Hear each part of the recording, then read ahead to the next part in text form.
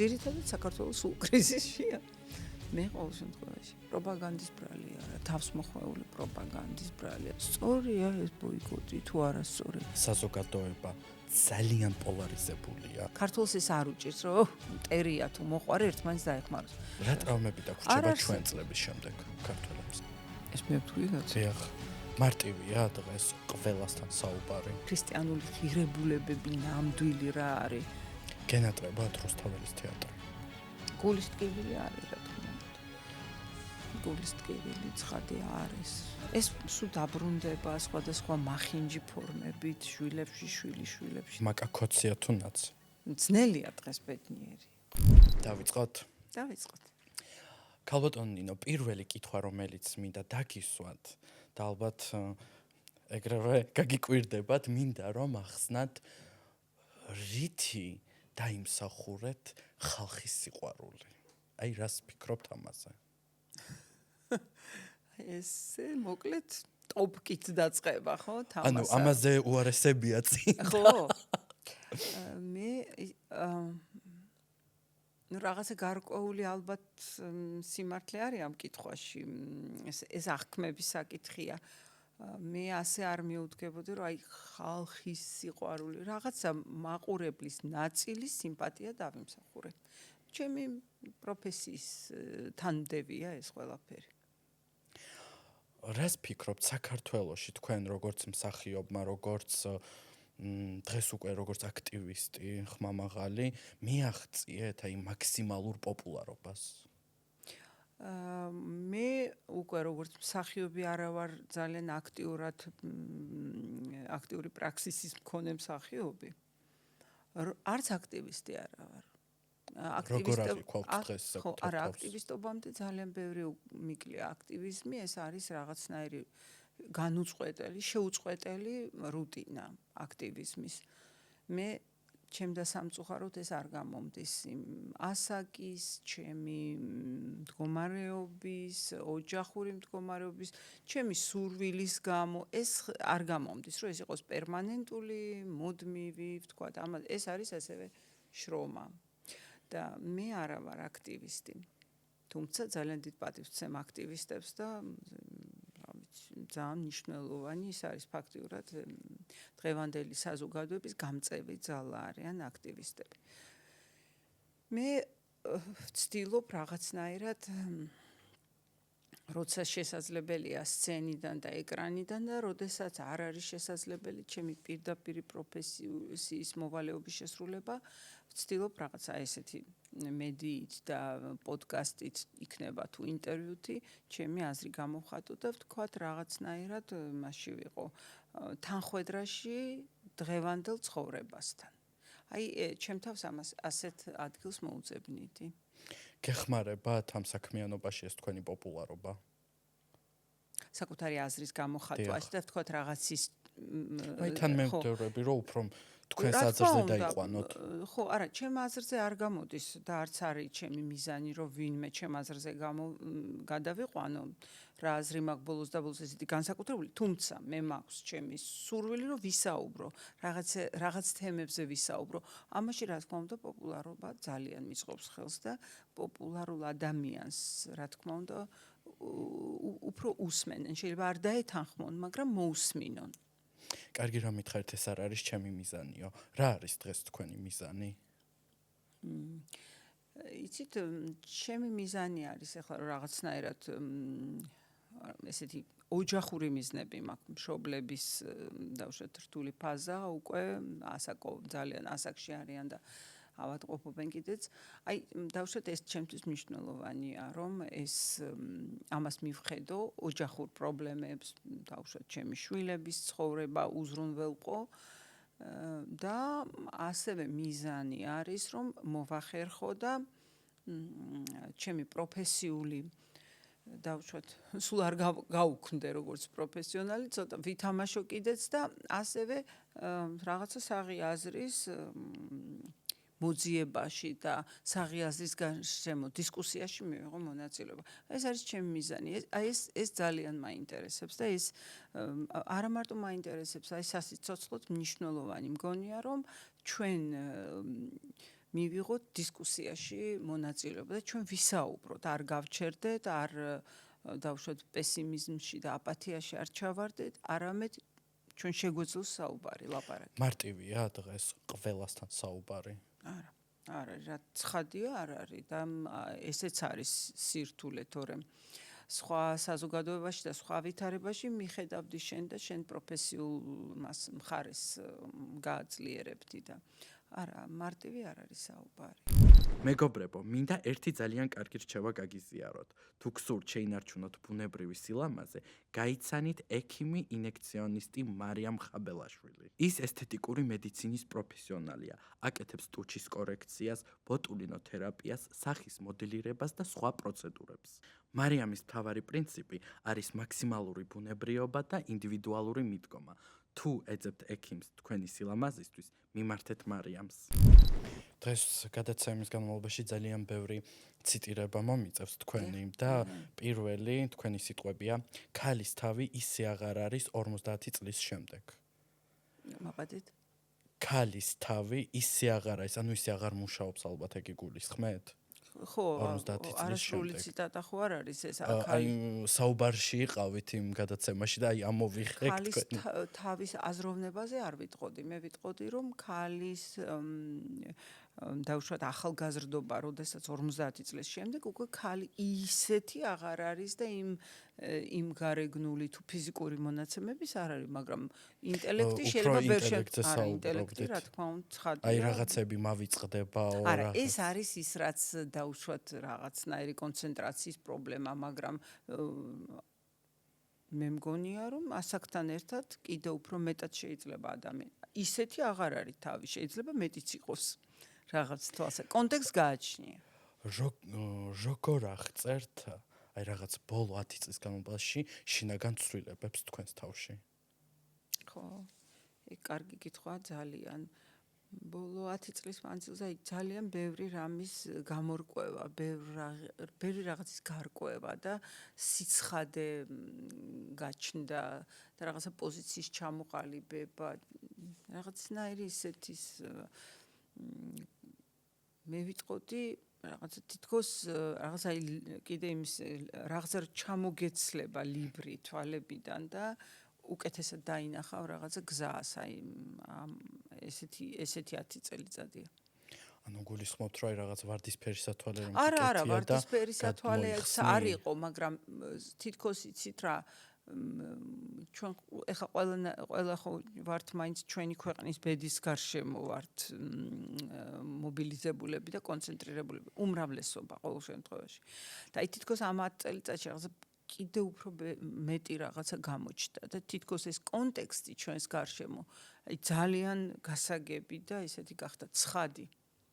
რაც მანამდე კიდე რაღაც შეიძლება გაბლარულად ჩანდა, რაღაც სხვანაირად გეჩვენებოდა, ჩვენ რა ადგილი გვაქვს, რა ადგილი უნდა გვეკავოს, აი ხო ძალიან ცხადად გამოჩნდა ყველა. მიიღეთ პასუხი ამ კითხვებზე?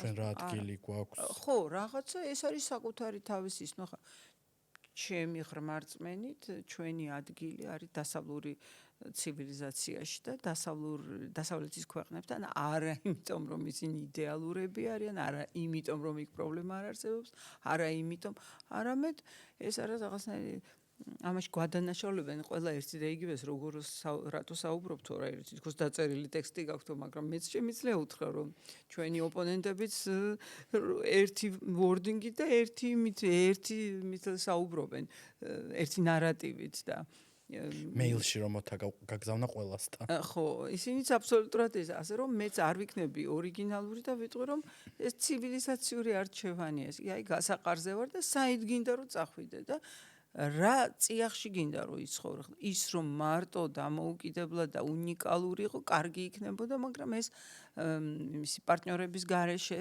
არ ხდება, ხო? და ამიტომ ეხლა ეს არჩევანის ძალიან მნიშვნელოვანი ეტაპია. რას ვირჩევთ ახლა? იმიტომ რომ ახლა მარტო ჩვენ არ ვირჩევთ, ახლა ყველა კაცობრიობა ირჩევს, საით წავა. გზა გასაყარია. ვოცნებობ და ვისურვებ, რომ როდესღაც ნამდვილ სისადავეს მივაღწიო შინაგანად. საკმაოდ იშვიათი სურვილია არტისტისთვის. ვერ ვიტყოდი, აი მე რო უყურებ ჩემი თაობის უფროსი მსახიობებს, აი შეხედეთ, ყველანი არიან რაღაცა სურვილით სისადავეში გადასულები.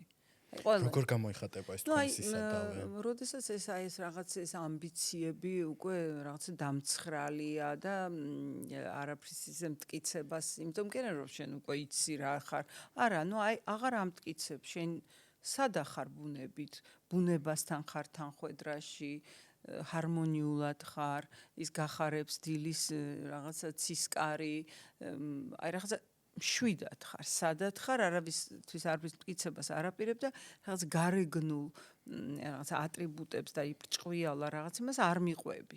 შინაგან თვითკმარი ხარ და სავსე. ჩაღრმავებული, გარიდებული შეიძლება საზოგადოებისგან შეიძლება, მაგრამ აი შენ თავზე და გარემოზე, შენ გარშემო კონცენტრირებული და რა განაპირობებს ამ სურვილს? ანუ როდესაც 26 წელი ყავით თეატრის მსახიობი და უცებ გინდა რომ ცოტა გარიდებული იყო. უცებ არა, ეს 2019 წლის მერე მე კიდევ დიდხანს მუშაობდი და ვმუშაობ, მაგრამ საბოლოო ჯამში მე მგონია რომ ეს ჩემი ტიპის ადამიანისთვის ეს საუკეთესო ის არის გამოსავალი ფინალი, რომ ნელ-ნელა უნდა ჩამოშორდე თითქოს, მე ასე ვფიქრობ და რაღაცა საკუთარ კონცენტრირდე რაღაც საკუთარ თავზე და ეხლა ეს უკვე რამდენი შეიძლება სპექტაკლები, წვეულება, რაღაც ის წაყვა, ეს ხო ის არის ხო? საინტერესოა ჟღერს ძალიან. ხო, ეს ხო, ნუ ეხლა მე მიმაჩნია რომ ეს არის ეხლა უკვე ცოტა ზედმეტი და საბოლოო ჯამში. ეს პირდაპირ კითხავთ, რადგან ასაკი მოგემატათ თუ რატომ? იმიტომ რომ ჩემი აზრით, რაც უფრო ასაკი გემატება, უფრო ხდები დაფასებული, უფრო ხდები პროფესიონალი, უფრო ხდები ნიჭიერიც, ნუ არა ნიჭიერი ალბათ დაბადებიდან, ნიჭიერი ხან არ ხარ ნიჭიერი, მაგრამ ეს სურვილი რომ უფრო და უფრო მეტი იყო, ხო? რაც უფრო იზრდება, უფრო ისიც იზრდება. სხვადასხვანაირად არის. მე ჩემთვის ეს პირიქით ახლა რაღაც არის, რაღაცა პიკი ის გადაივლის და მე უკვე რაღაც სხვა როგორ გამოიყურება თქვენი პიკი? არ ვიცი, შეიძლება პიკი ჯერ კიდევ წინ არის, მაგრამ ეჭვმეპარება, ნუ პიკი არის რაღაცა ასაკი, რაღაცა შემოქმედებითი პიკი. ახლა ხო არ შეიძლება ითქვას, რომ მე დღეს შემოქმედებით ან რაღაცა პიკში ვარ, ეს ხო სასაცილო იქნება, პიკი სხვა არის, პიკი არის ახალგაზრდობის, ენერგიის, ძალის, დაკავებულობის პიკი. ხო, სადღაც 40, 45, 30 წლის რომ ვიყავი, აი, შეიძლება ის ყოფილიყო პიკი. თუმცა ეხლაც შეიძლება რომ ძალიან საინტერესო რამე გაკეთდეს. ძალიან. აი ახლა მე არ მინდა რომ მაყურებელმა იფიქროს რომ პიკს რომ გადახვალ, მე უკვე არაფერი საინტერესო არ არის და მე რომ სისადავეზე ვსაუბრობ, ეს მოწყენილობასთან არის კავშირში, არავითარ შემთხვევაში. მე ვამბობ სისადავე, ის მდგომარეობა, ნამდვილი სისადავე, როდესაც შენ გარეშე არაფერია, ეს რაღაც ატრიბუტები და ეს რაღაცნაირი შემოსვა, დაფარვა და ნიღბის მორგება აღარ შეგჭირდება არსად. შენ ხარ თვითკმარი, შენ თავში რაღაცნაირად კომფორტულად მორგებული და რაღაც საქმეს აკეთებ. და ეს არის ძალიან საინტერესო და საჭირო საქმე. აი რა საქმე იქნება? ეს მოსაფიქრებელია, მაგრამ შეუძლებელია რომ უსაქმოდ გაჩერდეს ადამიანი, ხო? მე აი ის კი არის უკვე რაღაცა სიკვდილი და რაღაც, მაგრამ აი ეს პიკის გადავლა და შემდეგ მოძებნა რაღაც საინტერესო სამუშაოს იმის კეთება, ეს მიმაჩნია აი რაღაც უკვე სისადავე. შეიძლება ეს სულაც არ იყოს ასოცირებული თეატრთან, კინოსთან და ესეთ აქტივიზმთან. ქალბატონო ნინო, ისეთი შთაბეჭდილება მრჩება თითქოს დაღლილი ხართ. შეიძლება ასეც იყოს, რომ შეიძლება თქვენი შთაბეჭდილება სწორიც არის, რომ არის რაღაც დაღლა მოყვება ამას. მაგრამ ეს მაინც ვფიქრობ, რომ ისეთი დროებითი დაღლაა. და ცოტა პოზაც. პოზა რატომ? ну ზოგჯერ რაღაცნაირად რაღაც მელანქოლიაში ვარდება ადამიანი, რაღაცნაირად შეიძლება ემზადება ახალი ნახტომისთვის და ეს ესეთი დაღლილობის მდგომარეობა ის არის ენერგიების ხო, აღდგენა. აღდგენისთვის ხო, იკრებ რაღაც, ესეც შეიძლება. ინტრიგაში მტოვებთ. შეიძლება. კარგია. რა არის ის ნახტომი, რისი სურვილიც გაქვთ? ეხლა ჯერ არ ვიცი, ეხლა ისეთ რამეს ვერ ვიტყვი, რასაც ჯერ არც მიფიქრია, არც ვიცი რა იქნება, მაგრამ რაღაცა მაინც ოპტიმისტური განწყობა მაქვს, ხო, არა ვარ არც დათრგუნული, არც მოწყენილი. აი სწორედ მგონია, რომ აი როდესაც ყველაზე მეტად გვიჭირს, აი მაშინ დიდი რაღაცების სწავლა შეიძლება და გაკეთება. შეიძლება ესე არენაზე ვერ გამოხვიდე ფართოდ, მაგრამ დიდი რაღაცის დაგროვება. აი ახლა ეს პერიოდია ჩემი ღრმარწმენით. ერთხელ გაქვთ ნათქვამი, ანუ ყველა კითხვა ერთხელ გაქვთ ნათქვამი, იქ გაქვთ ნათქვამი. არა, მე თურმე რამდენი რამე მაქვს ნათქვამი. და ეს კიდევ ის პატარა ნაწილია, რომ ჩავტეხილიყავთ. მწვენია კიდეც რა არის ხა ჩემი ნათქვამი. აი ამ თქვენს თავდაბლობაზეც მაქვს კითხვები, უბრალოდ ცოტა მოგვიანებით. თუმცა ძალიან მომეწონა ეს ციტატა. პროფესიონალიზმს შიში სუნი აქვს. ეს მე ვთქვი კაცო. დიახ. ანუ კითხვა იყო რისი სუნი აქვს? და ასეთ ბლიცი იყო? კი. ხო, ნუ პროფესიონალი როცა ხარ, სულ გაქვს შიში იმისი, რომ აი უკიდურესად პროფესიონალია, აი მე მინახავს აი რაღაცა პერფექციონისტებს.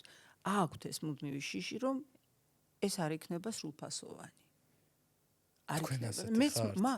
კი, როგორ არა, მე ჩემ პროფესიაში უშიშარი ადამიანი არა ვარ, მშიშარა, უბრალოდ მშიშარა ადამიანი არა ვარ, მაგრამ აი ეს რაღაცნაირი შიში, ხა ეს ბლიცში ესე ვუპასუხე, მაგრამ ვიტყოდი რომ ეს შიში კი არა, ეს პასუხისმგებლობა. რაღაცაზე ნაკლებად ვერ გააკეთებ და გაქვს შიში, რომ არ შერცხვე. ხო, აი ამის შიში.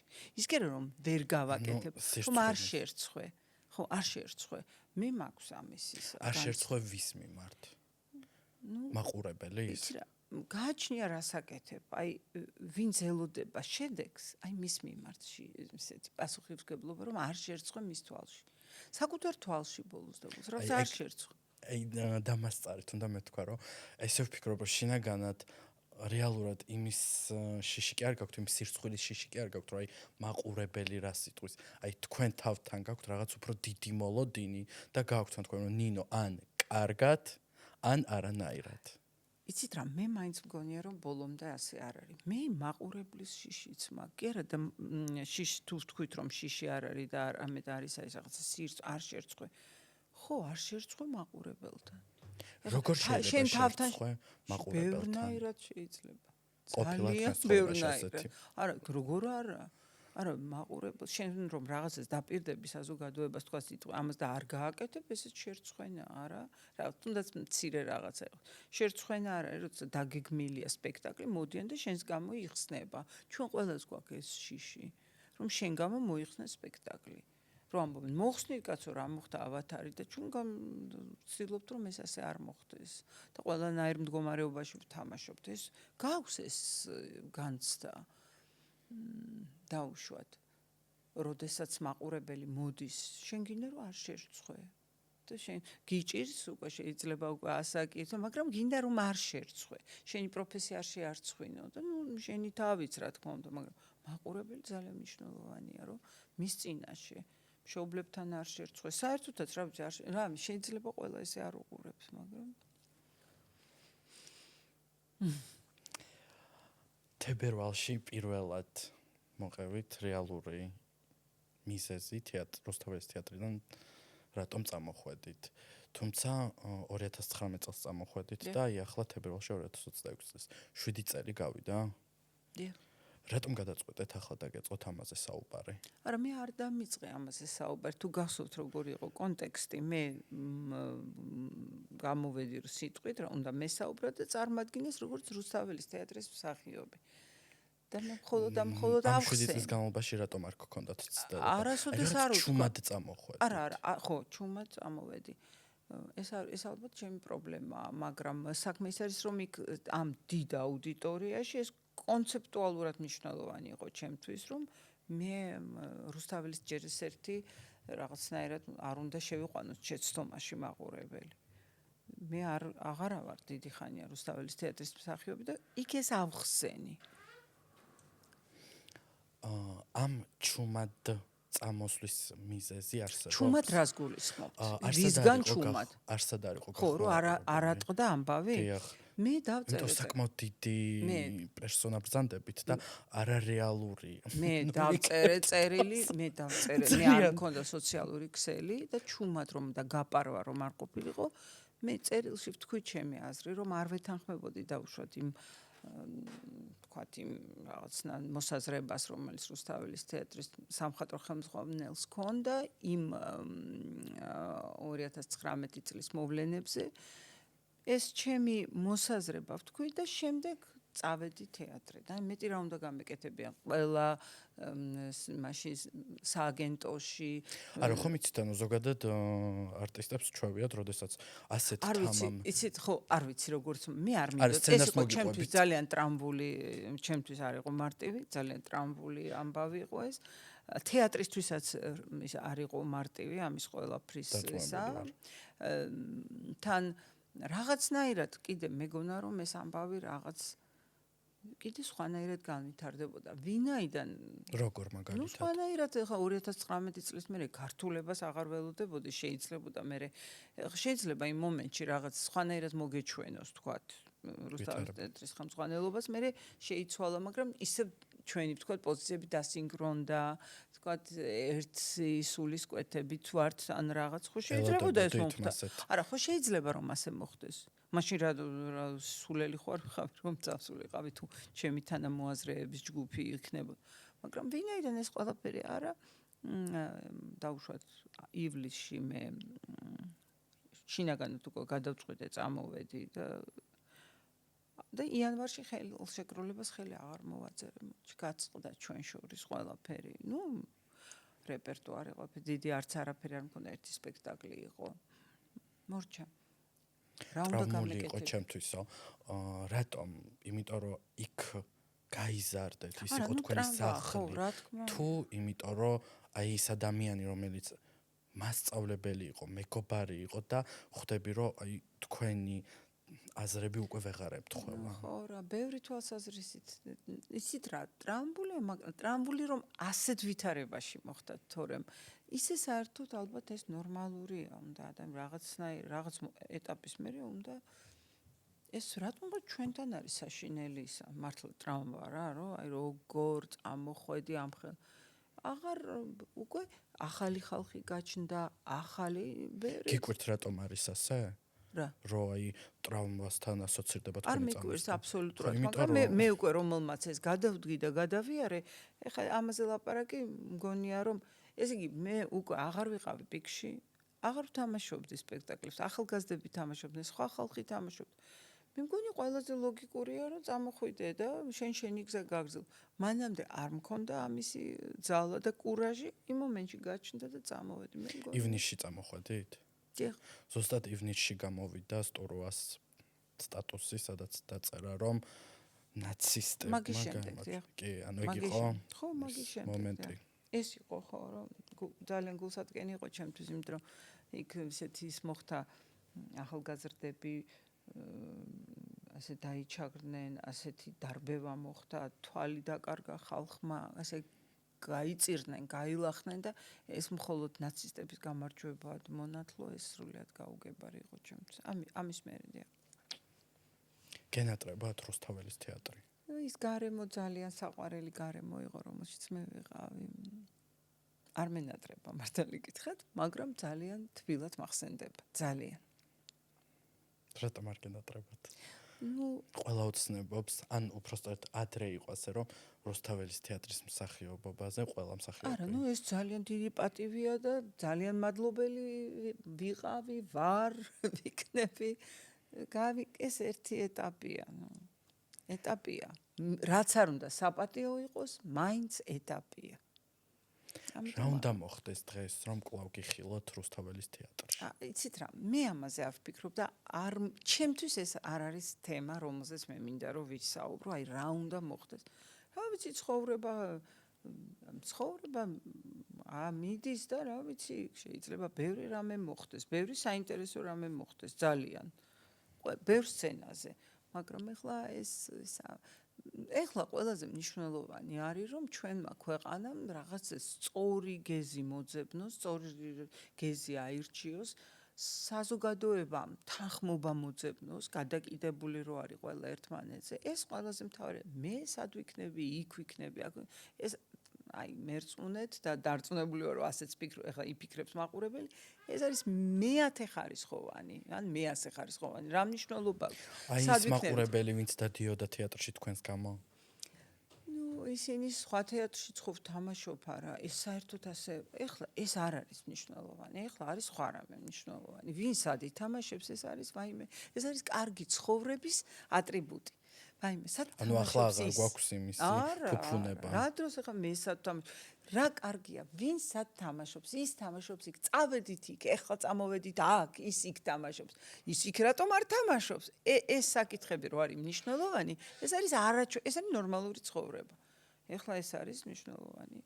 აგერე ჩემი კოლეგა იმედი მაქვს, რომ დეკემბერში ანდრო დატოვებს ციხეს და ახალგაზრდები. ეს არის მნიშვნელოვანი და სხვა ყველა დანარჩენი, როგორ ქვეყანამ კრიზისი, ეხლა კრიზისია.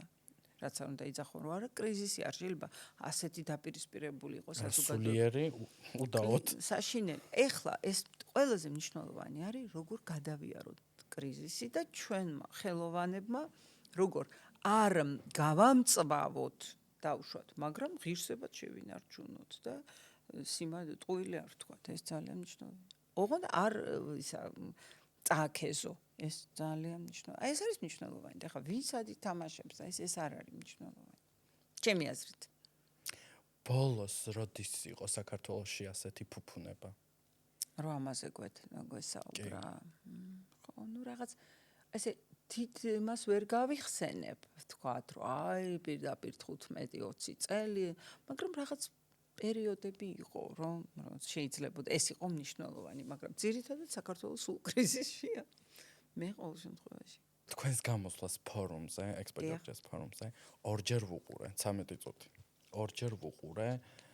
პირველად შინაარსი მაინტერესებდა, რაზე საუბრობდით და მეორე თქვენს ტანს და თქვენს ემოციებს ვაკვირდებოდა, რატომღაც ესე მომიდა ორჯერ მენახა და ძალიან დიდი ტკივილი დავინახე აი იმ მომენტში თქვენში. და რაღაც გაბრაზება არ იყო იქ, ტკივილი იყო. იცით რა, მე როცა დამირეკეს და მითხრეს, რომ ვიკრიბებით და ვსაუბრობთ ეს მიმდინარე საჭირბოროტო საკითხებზე, მე დავთანხმდი, იმიტომ რომ ძალიან მომინდა რომ მომეყოლა რა ხდება არა მეინსტრიმულ ხელოვნების დარგებში. ის რომელიც არ არის ასოცირებული დავუშვათ სახელმწიფოსთან, ხელისუფლებასთან და მივხვდი რომ მე ამაზე დიდი ტრიბუნა მე აღარ მექნება და აღარ არის ამის საშუალება და ისე მინდოდა რომ მომეყოლა და ვთქვი რომ მე მოვალ და მოვყვები რა მტკივა. ზუსტად ამიტომ შეიძლება ამიტომ იგრძენით ეს ტკივილი, მაგრამ საშინელი განცდა მქონდა. ვეცადე რომ ყველა დარგზე ცოტა გამეგო, ჩემი ყველაზე კარგად ვიცი და სხვათა შორის ამას მე გამოხმაურება მოყვა ჩვენი საპირისპირო აზრის მქონე ხალხთან და ისეთი თან დაამახინჯეს რომ გამოვიდაოთ კასრაძე და თქვა რომ ამ კინოს პეპლებზე და სიყვარულზე ხო არ იქნებაო. დიახ, მე პეპლები ვახსენე, მაგრამ სულ სიყვარულზე ხომ არ იქნება, ეს მე არ მithქვამს, იმიტომ რომ სიყვარული მუდმივი თემაა და ყველაფერი იკვებება სიყვარულით, რა თქმა უნდა. მაგრამ იმის თქმა მინდა რომ ამან მაინც რაღაც რეზონანსი გამოიწვია და სწორედ ამიტომ წავედი იქ რომ გამოეწვია ამას რეზონანსი და რომ მესაუბრა რა მდგომარეობაშია ხალხი. მარტო რომ იმ სხვას ვინც მოისმენდა, ვინც არ იცის რომ მათ გაეგო და კინო რა მდგომარეობაში. რა ხდება კინოში, რა ხდება თეატრში, რა ხდება. მე მოვიდნენ სამხატვრო აკადემიიდან და მისხეს რომ ჩვენი პრობლემები რატო იცით ჩვენ თქვი თქვით და არ ვიცოდი. ხო, ყველაფერი ხო არ გეცოდინებთ. ხო, ძალიან დიდი ტკივილი. რა მდგომარეობაშია დღეს კინო და ცალკე თეატრი? კინო ძალიან რთულ მდგომარეობაშია, იმ თვალსაზრისით რომ 70% ხელოვანები ბოიკოტში არიან. მეც მათ შორის. ეს არის აღარ ვიცი ბოლოს დრო რო გადის უკვე მე ფიქრობ სწორია ეს ბოიკოტი თუ არა სწორია რამეს მიაღწია ამ ბოიკოტი თუ უბრალოდ განადგურდება სფერო მაგრამ მე ის გჭირდება საკუთარი თავთან თავიდან გავლა ამ ყველაფრის რომ ზოგჯერ მაგ განცდა რომ არა ბოიკოტი არაფრით როგორ ნახე განადგურდა მე რომ ხედავ აი ზოგ რაღაცა ფაქტებს ვფიქრობ არა ბოიკოტიც მისცემ ვიდრე თანამშრომლობით ისეთ რაღაცას ეჯახები და ისეთი გულის ტკივილია და ისეთი რაღაცნაირი უღირსობა რა იმას ჯობია ბოიკოტში იყო ხო და ძალიან რთული მდგომარეობა აი არ შეიძლება ყველა იყოს კიდე ახლა აი ამ ცოტა უნდა გამოვიყენო ორი სიტყვა თქვა არ შეიძლება რომ ხელოვნება იყოს მხოლოდ ნებადართული დაშვებული და მხოლოდ ხელისუფლებიდან დალოცვილი არ შეიძლება რომ ხელოვნება არ იყოს რევოლუციური მეამბოხური გამაღიზიანებელი ეს სხვანაირად სიმართლეს ვერ გაიგებ დანიშნულება რაღაცა მაშინ მით უმეტეს ისეთი დარგების როგორც არის კინო და თეატრი აი რო არ თქვა არ შემიძლია ორი დღის წინ რაღაც საქმეს ვაკეთებდი შეყევი გვიან ღამებდი და პარიზის ღვთისმშობლის ტაძარი ვნახე კიდე ერთხელ ჩვენი ბავშვობის ფილმი და განცვიფრებული ვიყავი როგორ ბავშვობაში მხოლოდ ჯინა ლოლობრიჯიძას ცეკვა და კვაზიმოდო და აი ეს და ფილმს რო უყურებდი ეს გენიალური რომანი ეს ჰიუგოსი ეს პარიზის ღვთისმშობლის ტაძარი როგორი ესეთი რამხელა ჯერ შიგნით ესეთი მეამბოხის და რევოლუციური მუხტი და შემდეგ რევოლუციურს თავი დავანებოთ როგორი კრიტიკული როგორი სატირა იმ დროინდელ სახელმწიფოზე ეკლესიაზე აი ფეოდალიზმზე და ფილმი როგორ არის გადაღებული როგორი აი შინაგანი ღირსების აი უბრალო ადამიანის მისი რა ქვია მოქალაქის და ადამიანის იმითი თვითშეგნების და იმპოზიციიდან და ეს რაღაცნაირი ფრანგული მეამბოხური სულით არის გაკეთებული აი შეძრწუნებული ვიყავი ყველაფერი რაღაცა არის მოძველებული, რაღაცა იქ მონტაჟი არის მოძველებული, რაღაცა შეიძლება ცოტა სასაცილოა ეს დღევანდელ დღეს ესეთი კოსტიუმირებული ფილმი, ხო და ის მაგრამ აი ეს რაღაცა არსი ამ ფილმის ძალიან არ უნდა მოვიქუფრო არ შევაშინო მაყურებელი, მაგრამ აი ეს არსი რომ აი რა არის ეს ძალადობა, რა არის ეს მისი სხვა ინსტრუმენტირებული ძალადობა ეკლესიისა და მისი რა ქვია სახელმწიფოსი, რა როგორი ეს არის ცრურწმენებით სავსეა ქვეყანა თუ განათლება არ არის შიგნით და როგორ შორს არის ეს ყველაფერი ნამდვილი რწმენისა და მისგან სასოებისგან ხო თუ არ არის დიდი თუ არ არის განათლებით თუ არ არის ეს ყველაფერი გარემოცული რა სიბნელეა როგორი სატირა ისეთი ძალით მოდიოდა როგორ თამაშობენ მსახიობები და როგორ ყვება ეს რამხელა ინსტრუმენტია ეს რამხელა რომ შენ დაიწყო ამ თემებზე საუბარი ის კი არა რომ რეცეპტი გამოწერო რომ რა ცუდი რა არის და კარგი რა არის ხელოვნება სულაც არ არის ამისთვის მაგრამ ადამიანის ღირსება რომ საერთოდ ეს გულმოწყალება რა არის და არ ვიცი ეს ქრისტიანული ღირებულებები ნამდვილი რა არის აი განცვიფრებული დავრჩი ეს ძველი ფილმი თითქოს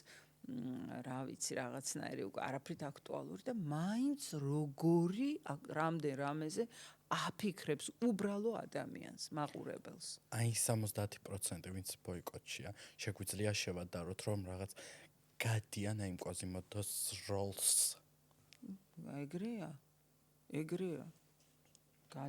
გადიან რა კვაზიმოდოებს და საკვეცახიან მე რა ახალგაზრდებს არაჩვეულებრივებს ასე არ ეძახიან აბა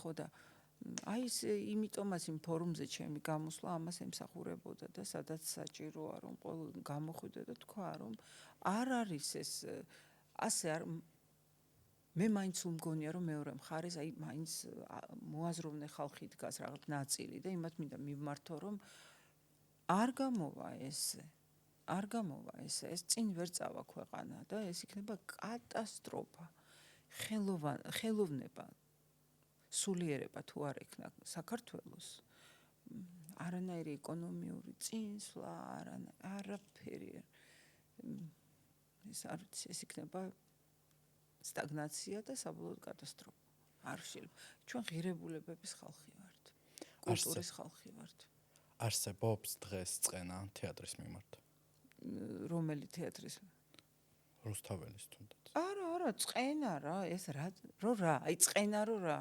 გულის ტკივილია რომ რაღაც ერთ ენაზე ვერ საუბრობთ რომ მათ სხვანაირად წარმოუდგენენ ჩვენ სხვანაირად ეს არ უნდა იყვნენ ესენი და ანტაგონისტები არ უნდა იყოთ ანტაგონიზმი შეიძლება სცენაზე მაგრამ ერთმანეთი ძალიან ის არის რა გულის ტკივილი არის რა თქმა უნდა გულის ტკივილი ცხადი არის რომ ავიცი აბა როგორ გამოიყურება ქართული თეატრის ახალი ცხოვრება და სიცოცხლე ხო ნუ რაღაცა მაინც ის არის ბრძოლა რა ძალიან რთული და უბრალოდ მე იმის თქმა მინდა რომ შეიძლება ხა ძალიან პოპულარული აზრი არ არის რასაც მე ვამბობ მაგრამ ან ეს მარტო პროტესტში მყოფი ხალხი თავისთავად მხოლოდ პროტესტში იდეისთვის ძალიან კარგია მაგრამ ხელოვნებისთვის მაინც ეს დიდი სცენები ეს სინერგია აზრის გაცვლა გამოცვლა ერთმანეთში ურთიერთობა ჭიდილი კრიტიკა აი ეს არის საბოლოო ამში ქართული თეატრის წინსვლა და ერთი ცალკე რაღაც პროტესტში მეორე ცალკე მე შენ ვერ გხედავ ორივე მხარე დამაზიანებელი რა უშლის ხელს რომ საერთო ენა გამონახონ ნუ რა ვიცი ეს პოლიტიკური შეხედულებები და ეს ხო აი ეს რა უშლის ხელს ეს არის რა პრინციპები და ჩვენს ქვეყანას არ სჭირდება პოლარიზება ეს თქვენ გაქვთ თქვენ 11 წლის წინ როდის გადავუხვიეთ როდის შეგვეშალა ის შესახვევი მე ვფიქრობ რომ როდესაც ძალიან ეს საკვანძო და საბედისწერო საკითხები დგება აი მაშინ ქართველები იწყებენ იმის მაგალითად რომ ხო ვიძახით რომ ესეთ სიტუაციაში ვერთიანდებით სპონტანურ საკითხებში რაღაც დიდი განსაცდელი მოვიდა და უცებ რაღაც არჩევნებს გულისხმობთ არა აი მაგალითად რაღაცა ტრაგედია ომი იყო თუ თქვათ რაღაცა შოვის ტრაგედია რაღაცა ხდება უცებ კონსოლიდაცია რაღაც ქართულს ეს არ უჭირს რომ მტერია თუ მოყვარე ერთმანეთს დაეხმაროს მაგრამ აი საბედისწერო არჩევანის გაკეთების დროს საზოგადოება ხდება პოლარიზებული და ჭირს ერთი ესეთი საღი აზრის გამოტანა და მოკრება ეს დიდი პრობლემაა როდის გადავუხვიათ ეს მუდმივად ასეა დავუბრუნდებით იმ სწორ გზას არა ნუ ეხა ეს მე რაღაც ერთი სწორი გზა კი არ არსებობს რომელსაც აი მოვწყდი დაუბრუნდი ეს გზა მუდმივად წავირჩიეთ და ხო ეს მნიშვნელოვანია რომ ადამიანს შეეძლოს რაღაცა გზის არჩევა დანახვა არჩევა ცვლილება მე თქმა რომ შემეშალა ან არ შემეშალა მე რადიკალურად არ უყურებ რაღაცას რომ ეს არის რაღაც გასავლელი გზა და ის რაღაცა ძალა მგონია რომ შინაგანი ძალა უნდა ყველას კონდეს რომ აღიაროს რომ რაღაცა აი ახლა რაღაცა შემეშალა სხვანაირად მეგონა და სხვანაირად მოხდა და ახლა უნდა შევცვალოთ ის რომ დღეს საზოგადოება ძალიან პოლარიზებულია ვისი ბრალია მხოლოდ ხელისუფლება იცით რა ეს ხო რა პროპაგანდის ბრალია რა თავსმოხვეული პროპაგანდის ბრალია ზოგჯერ ეს ისეთი რაღაცებით იმართება რომ ეს უკვე ისეთი პროცესია დაწყება ახლა რატო არის ამერიკაში ხალხი ასეთი პოლარიზებული ხო ეს არ არის მარტო ქართული პრობლემა, რა თქმა უნდა, ცხადია ეს ერთმანეთის მოსმენის ეს კულტურის საკითხია, კიდე რომ შეგეძლო შენი ოპონენტის მოსმენა. ყველა მხარეს, ყველას უჭირს ეს, იქითაც და აქეთაც. ყელში წვდომაზეა ხალხი გადასული ეს არის საშინელება.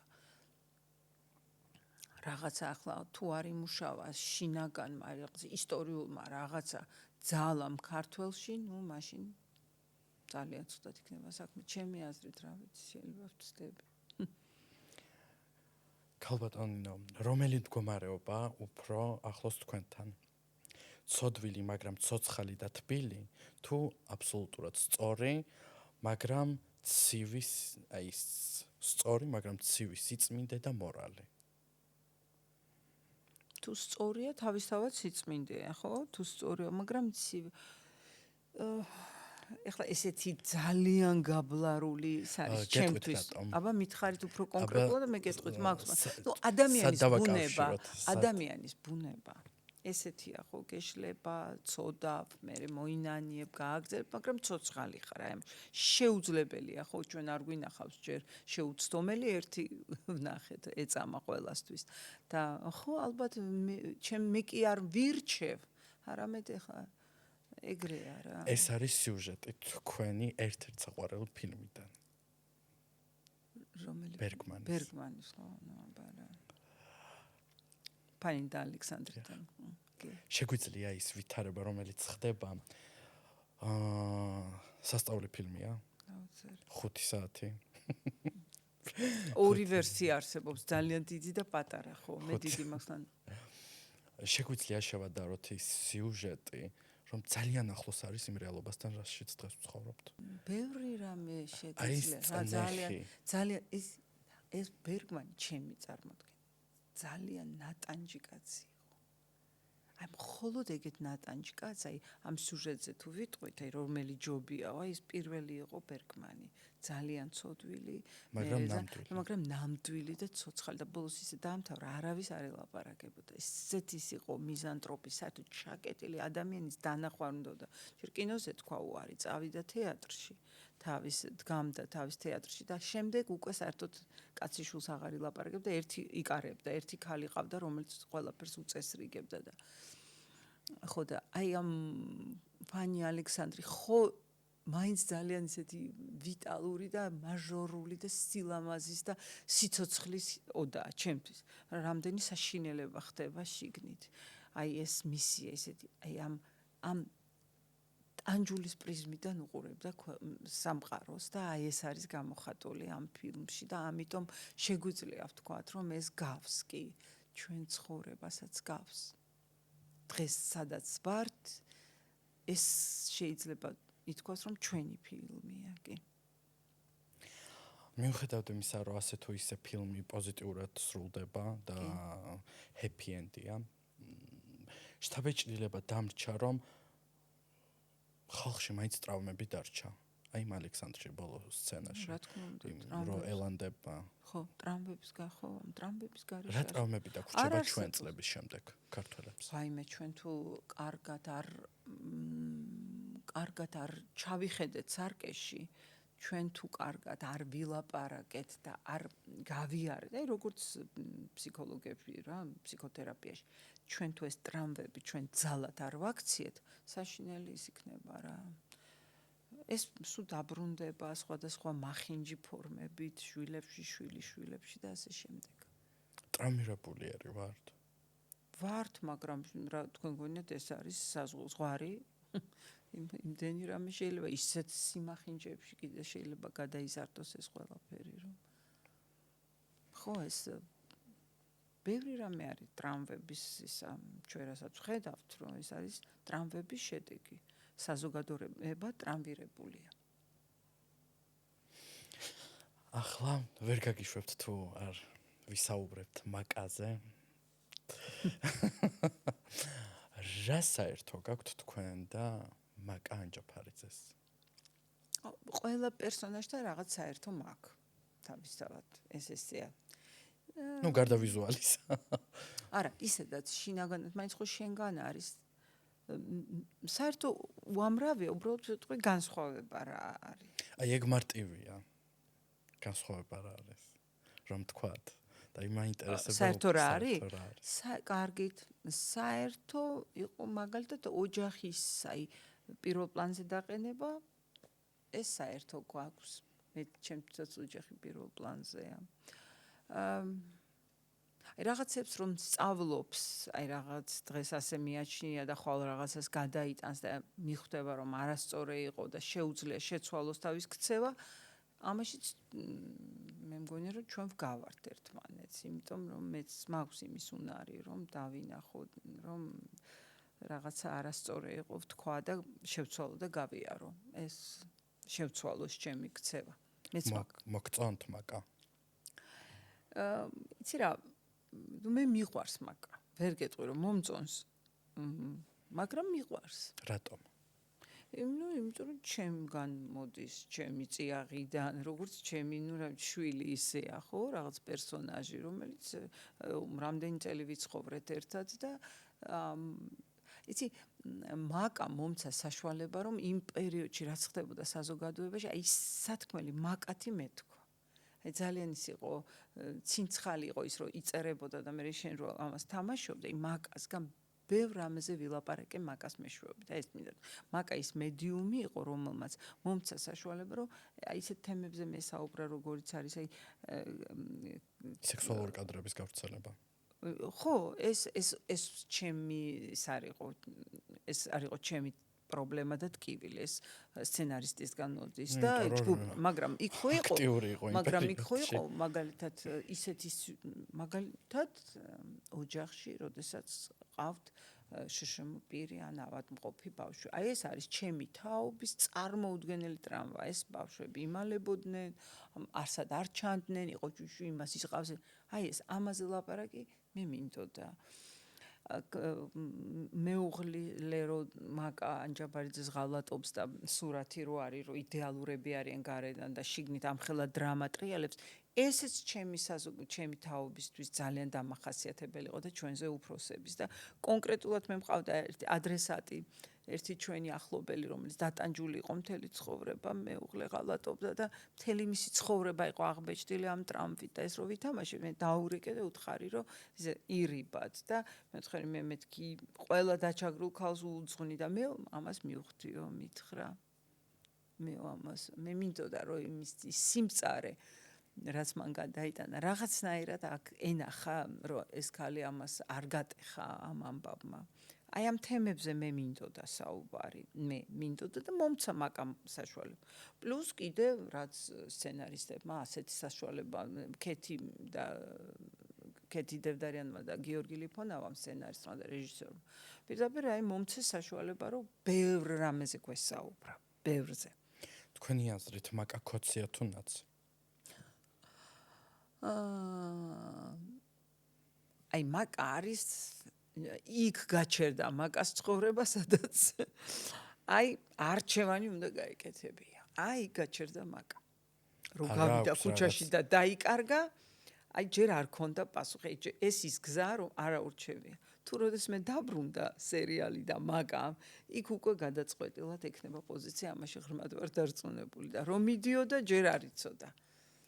მაკა ძლიერი ქალია თუ ძლიერი პოლიტიკოსი? არა, მაკა ძლიერი ქალია, პოლიტიკოსი არა. სულაც არ იყო როგორც პოლიტიკოსი, თორე არ ეტყოდა იმას, გაუკეთებდა იმ სიმღერას, იმ შეეწირა, არა. მაკა ძლიერი ქალია. ჩემი სხეული. ხო, გადარეული. ნუკის რო ხედავს, ისეთი თბილი გრძნობა გიჟდება. წინასტომარი იყო, არა, წინასტომარი არ იყო ნუკი. მართლა, ვაიმე რა. წინასტომარი იყო ლაურა რეხვიაშვილი, ეგონას, ჩვენი ეგონა და მას წინ იყო ნუკი. ვაიმე, ნუკი ისე მიყვარს, ისე თბილი გრძნობა მაქვს, რომ რაღაცნაირად თან საქმეს რო აკეთებს და თან რო ორსულადაც რო აკეთებს და გაჩენის წინაც რო და ხო, მაკა არის როგორც ქალი, ძლიერი ქალი, ნამდვილი ქალია ჩემი აზრით და როგორც პოლიტიკოსი საერთოდ არაფერში არ ვარ გოდა. ბედნიერება ახსენეთ, ბედნიერი ხართ? თავიდან ბოლომდე ბედნიერების განცდა ალბათ ყველაფერი არის, როდესაც გარშემო ის არის ძნელია დღეს ბედნიერი. ძნელია დღეს ბედნიერი. რატომ? იმიტომ რომ ძნელია მაგალითად რაღაცა რამდენიმე დღის წინ სუფრაზე ვიყავი და ისეთი დაძაბულობა, ერთი რაღაცა სიტყვის მე ამ დროს ყველა გიყვარს. ყველა გიყვარს. ერთი შენი ნაცავი, ერთი შენი მეგობარი, არაჩვეულებრივი ხალხი. აი, როგორ ერთმანეთთან ძალიან თბილი ურთიერთობა ქონდათ და დავიშალეთ და პოლიტიკაზე არ მივიდა ლაპარაკი. ყველა ერთმანეთს ეხუტებოდა. როგორც კი პოლიტიკაზე დაიწყებოდა ლაპარაკი, ეს ხალხი ალბათ ერთმანეთს დაეტაკებოდა. ვერ იქნება ბედნიერი. აი ზუსტად იგაჩერდა ის უფრა, სადაც უნდა დაწყებული იყო ეს და ყველა წავიდა შენ ჭირიმე შენ გენასული. აბა კიდე 5 წუთი გაგრძელებული იყო როგორ დამთავრდებოდა ეს ყველაფერი. ამიტომ ეს ძნელია რომ იყო ბედნიერი. მე მახსენდება იყო რაღაც ბედნიერი მომენტები, როდესაც აი ნუ მართლა რომ რაღაცნაირად აი რაღაცნაირად მოდიოდა ეს ბედნიერების განწყობა, ეს სიხარული ყველას რაღაცნაირი მომენტში მაინც ყველას. მითხარით რა მომენტი იყო შვილების გაჩენა და ქმართან შეხვედრა არა სხვა. აი მაგალითად მე მახსოვს ერთი ახალი წელი რუსთაველის თეატრში. მე მგონი 97 თუ 98 წელი, 98 და ესეთი ის იყო გაჭირვება, არც ის არ იყო ასე, მაგრამ უცებ გადავწყვეტეთ რუსთაველის თეატრში ყველამ რომ მოდი ახალი წელი გავაკეთოთ თქო და იქ მცირე სცენა სადაც არის ახლა იქ იყო ძველი სცენა და ყველამ დაურეკა ყველამ უცებ დაურეკა ყველას უფროსებს უმცროსებს და აი განსვიფრებლად მოვიდა ყველა მათ შორის უფროსი თაობის ესეთი მხცოვანი მსახიობები და მთელი დღე რაღაცებს ვაბავდით იმაზე ფარდაზე რომ ცოტა გაგველამაზებინა ბიჭები გარბოდნენ გოგიმაზე ღვინოზე გოგოები რაღაც კოსტიუმებს მოვიფიქრეთ თამაშები და ეს მოხდა ისე სპონტანურად ერთ დილას რომ მოდი გავაკეთოთ და ხამ 12 საათამდე თუ რაღაცა დღე ის იყო მე მგონი შობა იყო და აი ეს გაკეთდა ეს არ დამავიწყდება ის სიხარული ის ხალის გულწრფელი ხალისი ყველა მოვიდა ყველა თეატრში და რაღაცნაირად ერთმანეთის აი არანორმალური სიყვარული რაღაც თამაშები იყო კოსტიუმების ჩვენივე კოსტიუმების ის რო გამახსენდება ის რაღაცნაირი ერთიანობის შეგრძნება არც მანამდე არც მე არ მახსენდება გენატრება ათექდრო ის რაღაცა საოცარი მომენტი იყო მომენტი როგორ ყველამ რაღაც მოიტანა იმანის მოიტანა და რაღაცა წარმოუდგენელი სიხარული და ბედნიერება სუფევდა იქ ეს მახსენდება ის დღე აი ესეთი მომენტები ალბათ სხვაც იყო მაგრამ ნუ მე ახლა ეს მინდა გავიხსენო რომ იქ არ იყო არაფერი შენი ისი შენ თავარი როლი შენი ისა შენ იქით ხარ შენ აქეთ ხარ შენ კოცი ხარ შენაც ეს არაფერი არ იყო რაღაცა დიდი არც ფული იყო არც კარგი ღვინო იყო არაფერი არ იყო მაგრამ იყო კარგი განწყობა სიყვარული იყო ხო რაღაცნაირი განწყობა იყო მე ვისურვებდი რომ ისე შემოტრიალდეს, ისე შემოვატრიალოთ ჩვენ ცხოვრება, რომ კონსენსუსი იყოს საზოგადოებაში და ხალხს შეეძლოს ესე გულწრფელად დროის დარება. ერთი როლი, რომლის შესრულებაც გინდათ კიდევ. აი მე ახლა აღარულია ჩემ ასაკში ისეთი რომ მინდოდეს. ძალიან ხშირად ვსმენთ ასაკს ხას. ხო, ეს რაღაცა მე მგონი, ხო. სხვა ინტერვიუებშიც დაგაკვირდით. თუ გინდა და ვთქვათ რა ხო ეს რაღაცა ის არის. არ ვიცი. გეშინიათ ასაკის. არა, მეშინია რა მოსული, რას ვიზავ. ნუ არა ხა უძლურების მეშინია, უძლურება საშინელება. შეხება რომ მიწევს და ხედავ რა რთულია, უძლურება ძალიან ცუდია და უნდა რაღაცნაირად ამაზე ვიზრუნოთ ახალგაზრდობაში, რომ ეხლა რაღაცას ვერ გაიქცევი, მაგრამ ნუ ბაზისი უნდა იყოს ჯამრთელი. ასაკის არა, ნუ დადგა ეს ასაკი რა, მოსულია და ეგა, მოვიდა და ეგა, არ მეშინი აბსოლუტურად. უბრალოდ როლზე ვფიქრობ ეხლა და ნუ ხო, აი ხვალ იწერება სცენარი. როგორი იყოს? არა, იწერება თქვენთვის სცენარი, მაგათო თუნდაც არსებული სპექტაკლებიდან, აი რომელი როლი გინდათ რომ შეასრულოთ. აი ისეთი რომ ეს იყოს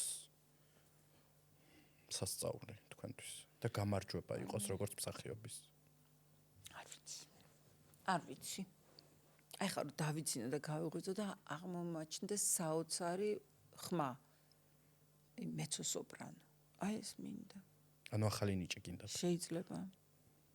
აი ეს რომ დავიძინო, გავიღვიძო და უცი. მარია კალასი. კალასი ხო? კალას როლს შეასრულებდით. კალასის როლს არა, ნუ ხარ ანაირად უნდა შევასრულო მე.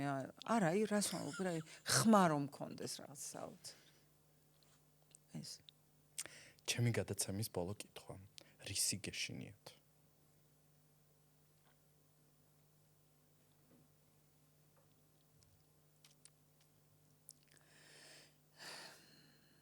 არ ვიტყვი. არ მინდა რომ ვთქვა. რატომ? თქვენ არ არის წინააღმდეგ არ საჭირო, მინდა რომ გამოიყენო? კარგად დამთავრდეს, რომ არ ნუ გეშინიათ. აი ესე ვითხოვთ. თუ რამის გვეშინია, არ უნდა ერთმანეთს მაგრა მხარში დაუდგეთ და არ შეგვეშინდეს. რა ყველაფრის ეშინია ადამიანს ახლა ადამიანი, არ უნდა შეგვეშინდეს. უნდა ერთმანეთს მხარში ამოუდგეთ. ეს შეიძლება რომ ეს იყოს ბოლო ის რა. არ უნდა შეგვეშინოდეს, უნდა ხო, მაგრამ შიში ხო ვერ იხსნის სიკვდილს. ანუ სიკვდილის გეშინია? არა, ნუ ვერაფერ, რისიც არ უნდა გეშინოდეს, ნუ ის გარდაუვალი, რაღაცები გარდაუვალი. ხო რა. არა, ესე არის რომ ანუ სიკვდილის მეშინია, არა, ნუ ახლა რას ვიზავთ, ეგრეა, მაგრამ ანუ შიში ცუდია, შიში გაბრკოლებს, უკანეს ხებს, ცუდია, შიში ძალიან ცუდია. პირიქით უნდა რაღაცა პოზიტიურად უნდა მე ძალიან პოზიტიური განწყობა მაქვს მიუხედავად ამ ჩემი ცოტა ესეთი იმისი ტონალობის მე მჯერა ადამიანის გონის ადამიანის ინტელექტუალური შესაძლებლობის კეთილშობილების მე რომანტიკოსი ვარ და მინდა რომ მაინც მგონია მე მწამს მჯერა რომ სიკეთე გაიმარჯვებს დიდი მადლობა მადლობა თქვენ